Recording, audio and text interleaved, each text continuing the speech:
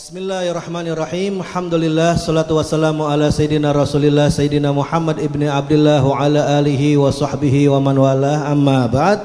Meneruskan istiqamah kita setiap malam Senin selepas pembacaan Hadrah Basaudan, kita akan mendengarkan daripada nasihat hikmah daripada seorang wali kutub Qutbul Makin Al-Habib Abdullah bin Mahsin Al-Attas, Keramat Empang Bogor, di mana beliau ini pernah satu kali di majelis beliau ditanya tentang perihal ada seorang wali, seorang yang soleh, dia berjumpa di dalam yaitu mimpinya dengan baginda Nabi Muhammad sallallahu alaihi wasallam, di mana orang tersebut berkata kepada Nabi, "Ya Rasulullah, berikan kepadaku hadis yang belum pernah kamu ucapkan selama kamu masih hidup." Dia pengen hadis yang langsung dari Rasulullah di mimpinya. Maka di antara hadis tersebut yang diberikan kepada ini orang, ada di antaranya yaitu selama kamu minum kopi, maka selama itu bau kopi masih ada di mulutmu, maka itu malaikat beristighfar untukmu. Dan yang kedua, selama tasbih kamu pegang, biarpun kamu tidak gunakan, maka kamu dihitung sebagai orang yang bertasbih. Dan yang ketiga yang luar biasa adalah ini yang akan ditanyakan oleh seseorang di majelisnya Habib Keramat Empang Bogor, yaitu faqala lahu ba'dul hadirin ma ma'na qaulihim wuqufuka baina yaday waliyyillahi ta'ala hayyin aw mayyit khairun min an tataqata'a fil ibadati iraban iraba. Jadi yang terakhir ini adalah ucapan Nabi sallallahu alaihi wasallam kepada wali tersebut, yaitu dudukmu, bersimpuhmu di hadapan seorang kekasihnya Allah Subhanahu wa taala, baik itu wali kekasih Allah masih hidup ataupun sudah meninggal dunia. Jadi kalau antum kebetulan alhamdulillah dapetin nih wali, duduk di hadapan wali tersebut, nah dapat nih keutamaan tersebut. Atau nggak dapat masa hidupnya tapi kita datang ke kuburannya walaupun sudah meninggal dunia, termasuk juga. Maka kata Nabi sallallahu alaihi wasallam, dudukmu di hadapan seorang kekasihnya Allah itu lebih baik daripada kamu beribadah sampai anggota tubuhmu terpotong satu persatu. Jadi ada gak kira-kira orang ibadah sama Allah Subhanahu wa taala sampai kakinya putus, sampai tangannya putus? Seandainya ada, kata Nabi, lebih baik kamu duduk di hadapan wali min auliyaillah daripada kamu menghabiskan yaitu ibadahmu sampai badanmu terputus-putus. Nah ini ditanyakan oleh seseorang di majelisnya Habib Keramat Empang Bogor. Faqala radhiyallahu ta'ala anhu, maka Habib Keramat Empang Bogor mencoba menjelaskan kepada orang yang bertanya maksud tujuan daripada yaitu ucapan tersebut. Hadzal fadl la yahsulu illa in waqafa baina yadayil wali wa huwa ya'lamu annahu waliyun lillah. Ini keutamaan yang tadi tidak akan bisa didapatkan kecuali syaratnya itu dia harus benar-benar bersimpuh duduk di hadapan seorang waliullah, kekasihnya Allah Subhanahu wa taala, dalam keadaan dia tahu wa dia yakin bahwasannya di hadapan dia ini adalah kekasihnya Allah. Dengan cara apa dia tahu, dia yakin? Kata Habib Keramat, bi an yutli'uhullahu ala wilayatih, dengan yaitu Allah Subhanahu wa taala memberitahu kepada dia, memberikan pengetahuan kepada dia atas kewaliannya wali tersebut yang mana dia duduk di hadapannya. Maka ketika Habib Keramat menjelaskan seperti itu, faqala lahu ba'dul hadirin hadza mushkil. Sebagian orang yang hadir di majelisnya Habib Keramat Empang Bogor waktu itu berkata kepada beliau, "Wah, ini mah sulit Habib," katanya. "Sulit dong. Kenapa? Karena harus tahu dulu, harus yakin dulu ini adalah waliullah. Kalau nggak yakin ini waliullah, ya gak dapat keutamaan tersebut.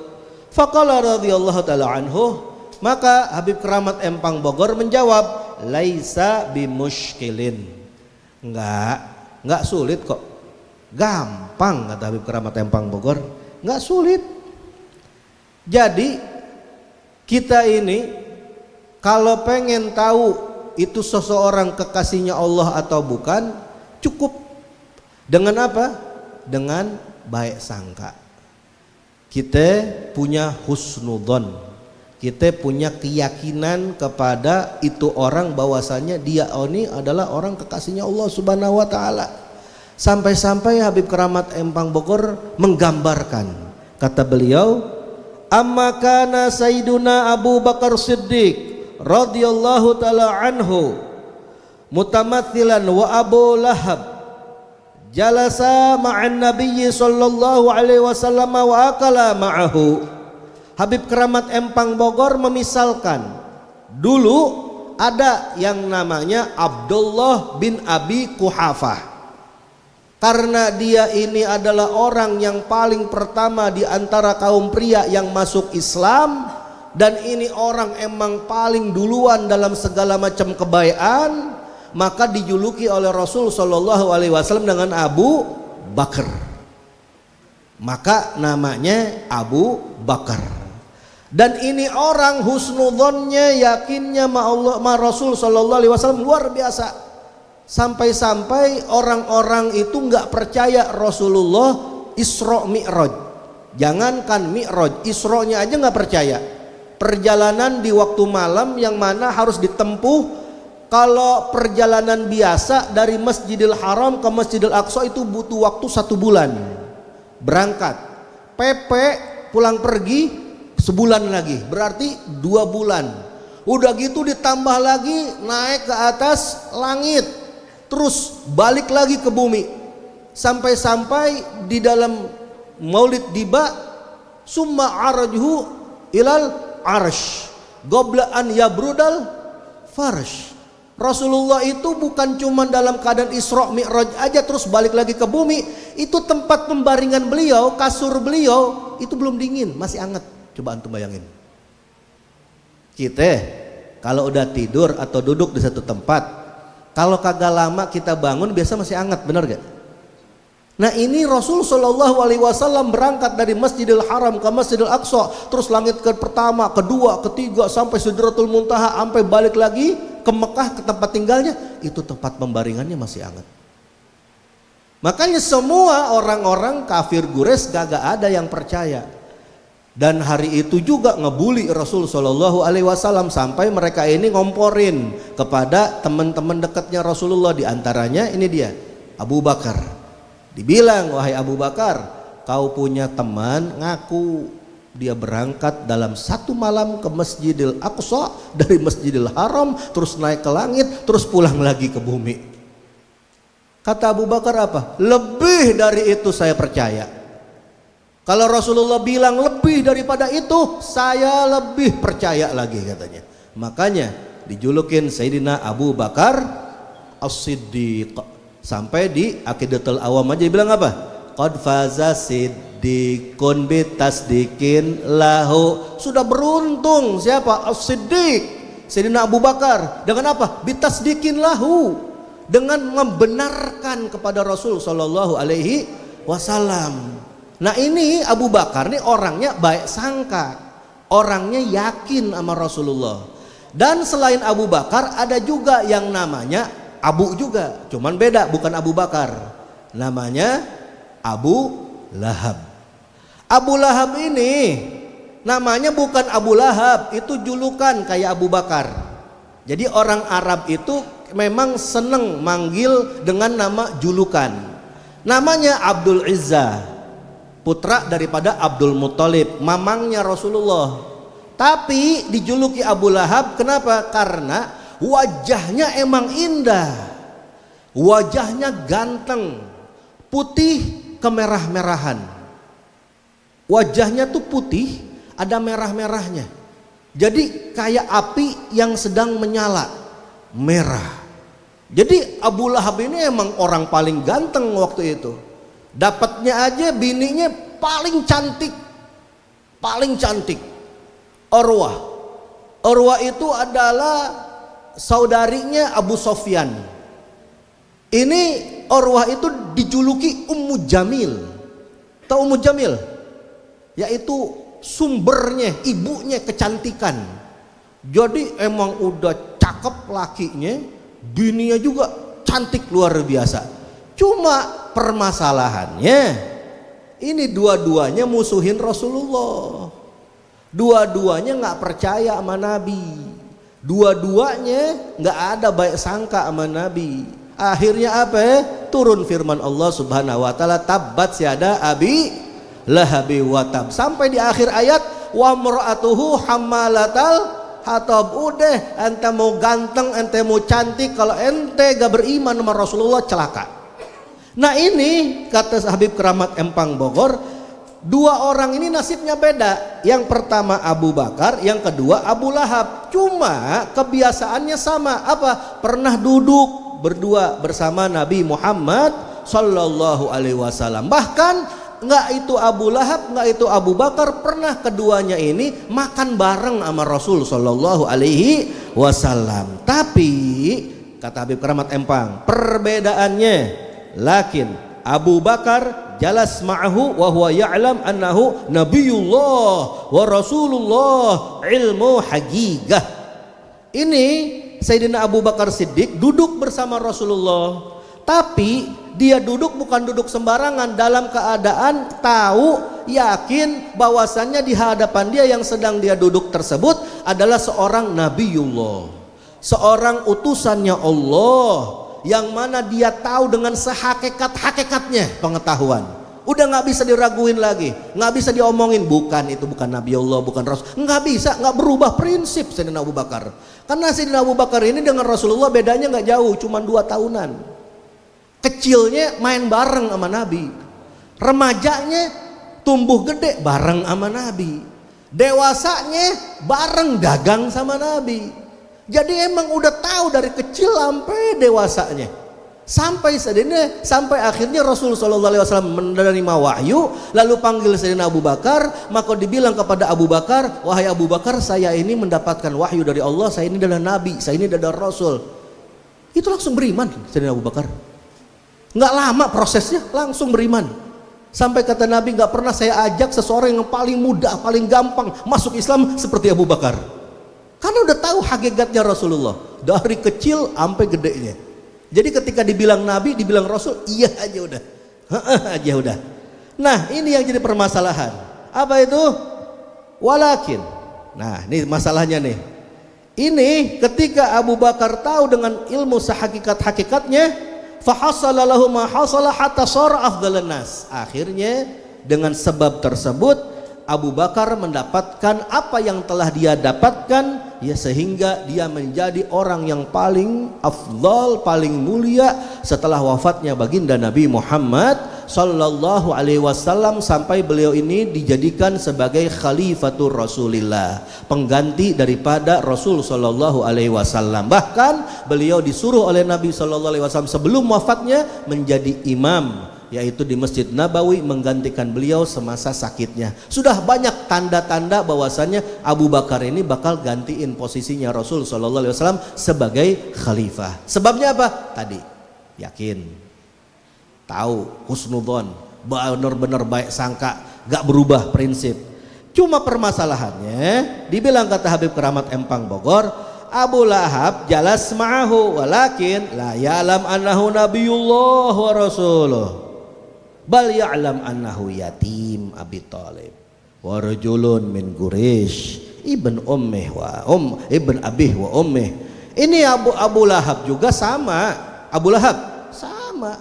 Abu Lahab ini orang sebenarnya tadinya itu orang paling bahagia, paling senang dengan Rasul Sallallahu Alaihi Wasallam, karena beliau ini punya adik yang namanya Abdullah. Abdullah ini emang disayang sekeluarga, emang semuanya sayang sama Abdullah.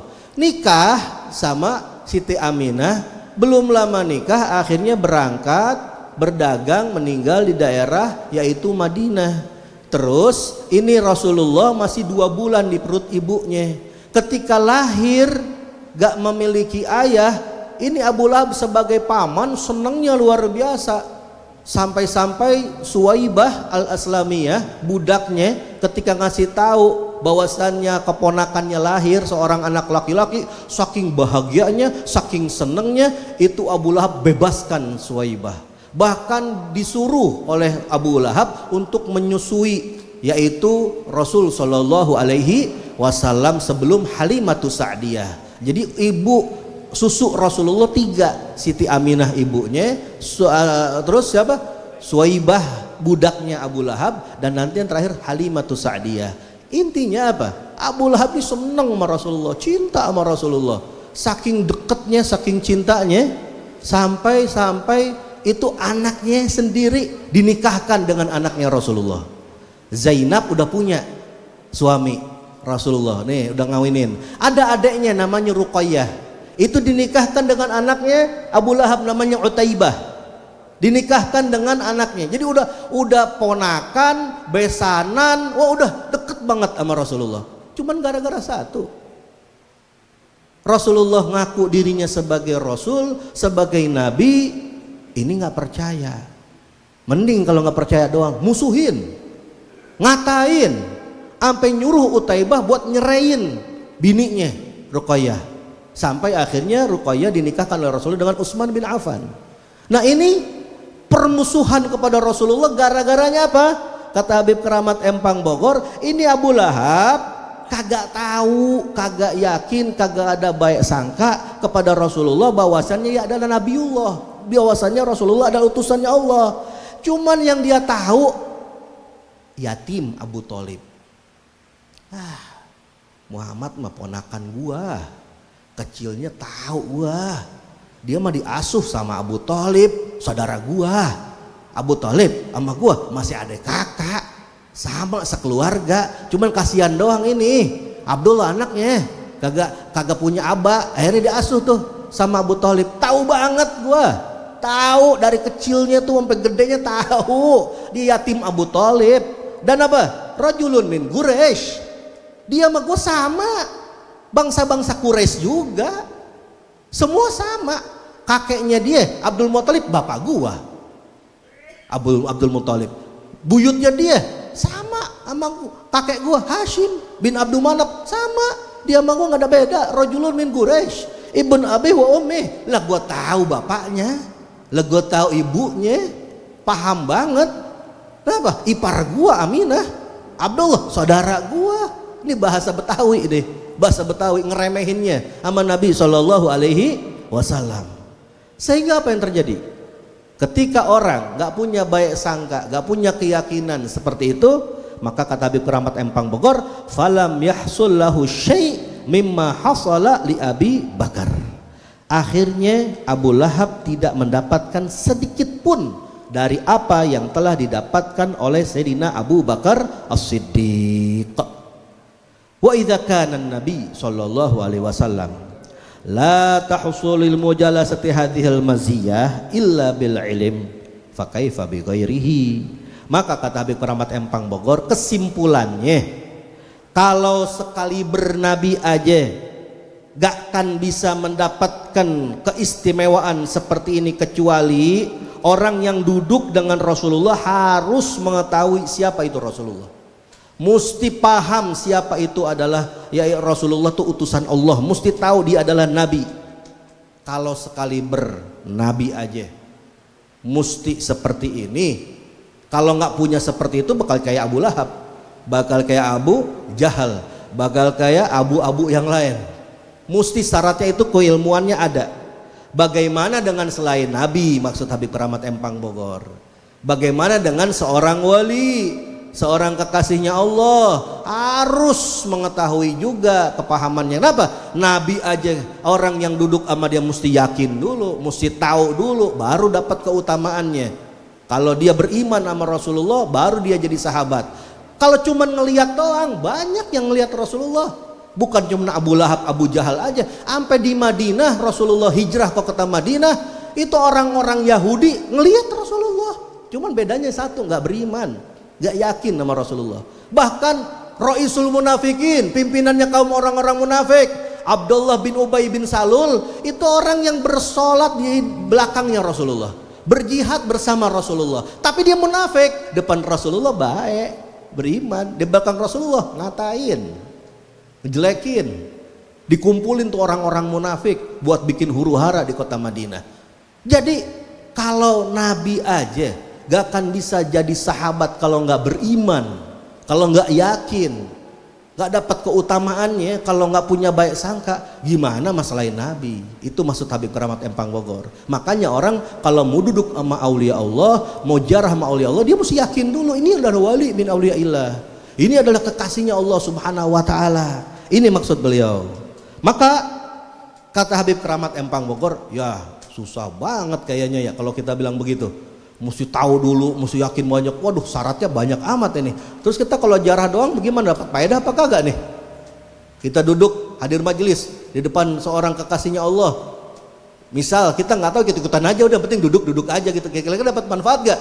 Nah, kata Habib Keramat, wa ammal mutlaqil wukuf baina yadayil wali, adapun duduk bersimpuh secara mutlak di hadapan seorang kekasihnya Allah subhanahu wa ta'ala, fala yakhlu min faidatin, gak akan pernah sepi daripada faedah. Pasti ada faedahnya, pasti duduknya ente dapat faedah. Khususon idza kana ma'tiqadin, khususnya apalagi kalau ente duduk bukan sekedar duduk doang, tapi duduk dengan i'tiqad, keyakinan yang kuat kepada seorang wali min auliyaillah. Makanya Syekh Abdul Qadir Jailani bilang apa? Kullu man la ya'taqid la yanbabit. Setiap orang, setiap murid kalau nggak punya keyakinan kepada gurunya, nggak punya husnudzon kepada gurunya, itu urusannya akan pernah beres, urusannya akan pernah rapih. Kenapa? Nggak ada baik sangka. Ini ngomong siapa? Sultanul Aulia Syekh Abdul Qadir Jailani bilang begitu. Orang nggak punya i'tiqad sama gurunya, layan bobit, lihat urusannya nggak akan pernah rapi, ada aja masalahnya. Kenapa? Gimana Allah mau ngebenerin urusan dia? Dia aja sama orang yang ngajarin kebaikan kepada dia, dia kagak baik sangka. Sama gurunya yang mau nyelamatin dia dari siksa api neraka, dia gak ada baik sangkanya, dia ada suuzonnya, dia nggak yakin sama gurunya. Gimana Allah mau beresin urusan dia? Makanya kata Habib Keramat Empang Bogor, orang kalau punya i'tiqad luar biasa, kata Habib Keramat. Sampai kalau beliau bilang apa? Wal madad fil mashhad. Madadnya para kekasihnya Allah, bantuannya para kekasihnya Allah itu tergantung dari sudut pandang orang tersebut. Gimana orang tersebut mandang kepada waliullah? Wa fa bi qadril masyahid takunul imdadat. Wa bi qadril imdadat takunul qabiliyat. Dengan kadar banyaknya sudut pandang ente baik mandang kepada seorang guru atau kepada seorang wali, maka segitu banyaknya madat yang akan kalian dapetin. Kalau ente pandang, ini wali cuma ahli ibadah aja, udah ente cuma dapat madat satu, apa? Ibadah doang. Tapi kalau ente mandang baik sangka, nih wali bukan cuma ahli ibadah doang nih, alim nih, ilmunya luar biasa, ilmu hakikatnya luar biasa. Ente baik sangka sama dia, keluar tuh ilmu hakikatnya. Kalau ente tambah lagi baik sangka begini, baik sangka begitu, itu tambah keluar lagi. Jadi tergantung masyhadnya ente, maka itu madat akan keluar. Wa bi qadril imdadat takunul qabiliyat. Dan dengan kadar banyaknya madat yang ente dapetin dari seorang guru, dari seorang wali, maka disitulah banyaknya ente punya kemampuan untuk memikul dan mendapatkan sir, asrar dari para kekasihnya Allah subhanahu wa ta'ala. Maka syaratnya cuma satu, kata Imam Junaid al-Baghdadi, yaitu Sayyidut Taifah, di mana zaman dulu nggak ada tuh orang yang mau naikin kaum sufiyah, di mana-mana semua ulama ilmu syariat semua. Cuman satu-satunya orang yang berani mengumumkan ilmu thariqah sufiyah, yaitu Imam Junaid al-Baghdadi. Beliau bilang apa? Imam Junaid bilang, at-tasdiqu bi wilayatina wilayatun. Ente benerin aja dengan kewalian kami kaum sufi, maka itu sudah termasuk kewalian kecil. Ente bakal jadi wali Allah, ente bakal jadi kekasihnya Allah. Syaratnya tuh benerin, iyain apa yang ada kewalian pada diri kami, kata mereka, yaitu orang-orang sufi. Insya Allah kalau kita punya baik sangka, kita bahahin, kita benerin, nggak dibilang bid'ah, khurafat, udah mentok di situ. Dzalika mablughuhum minal ilm. Nggak bisa nambah lagi. Tapi kalau kita baik sangka, husnudzon, insyaallah dapat apa yang didapetin orang-orang soleh terdahulu. Makanya beruntung sekali ya. Beruntung sekali antum-antum nih orang-orang yang beruntung. Dikasih hidangan sama Habib Hasan, nggak cuman malam minggu, ada malam Senin, malam Selasa, malam Rebo dikumpulin. Antum duduk di hadapan guru antum, antum pandang guru antum semasa hidupnya. Ini luar biasa. Ini adalah hadiah buat orang-orang akhir zaman, karena Habib Hasan adalah orang yang duduk sama orang-orang dulu dari kecilnya. Dari kecilnya emang doyan duduk sama orang-orang soleh di hadapan para aulia Allah. Baru lahirnya aja ngebrojol itu tuh diarak Asrokol di Keramat Empang Bogor, di acara hallnya Habib Keramat. Itu kata Jidah Maryam, jidahnya Habib. Lah anak buah tuh dikasih apaan tuh sama Habib-Habib tuh? Dikasih ludah, ditahnik. Wah, bengek dah anak gua, bengek kata Babah Maryam, bengek dah anak gua dah. Tuh Habib-Habib dah tua-tua pada kasih ludah tua-tua subah tuh. Itu dari kecilnya. Kita punya guru tuh udah dapetin tuh nazrah dari Habib Keramat, dapat yaitu tekniknya orang-orang soleh yang masih ada waktu itu, duduk sama para aulia Allah, belajar sama Ustadzul Imam Al-Qutub Al-Habib Abdullah bin Abdul Qadir bin Ahmad Al-Faqih. Wah, antum beruntung, namanya beruntung dapetin daripada kekasihnya Allah Subhanahu wa taala. Maka kita sekarang kita syukurin nikmat yang mana telah kita dapatkan dari kita punya guru. Semoga walaupun guru kita sudah tiada, walaupun guru kita sudah berpindah alam dari alam dunia ke alam akhirat, tapi insya Allah kita tetap dipandang oleh guru kita. Kita tetap disayang oleh guru kita. Antum yang hadir istiqomah itu dilihat mah Habib, senang Habib ngelihatnya. Kenapa? Bahwasannya ente tetap mempertahankan cinta dengan harapan Habib pengen ente kumpul terus sama Habib di dunia, insya Allah nanti kumpul di barzakh, kumpul di mahsyar, kumpul di surga bersama baginda Nabi Muhammad sallallahu alaihi wasallam. Ibadallah, rijalallah,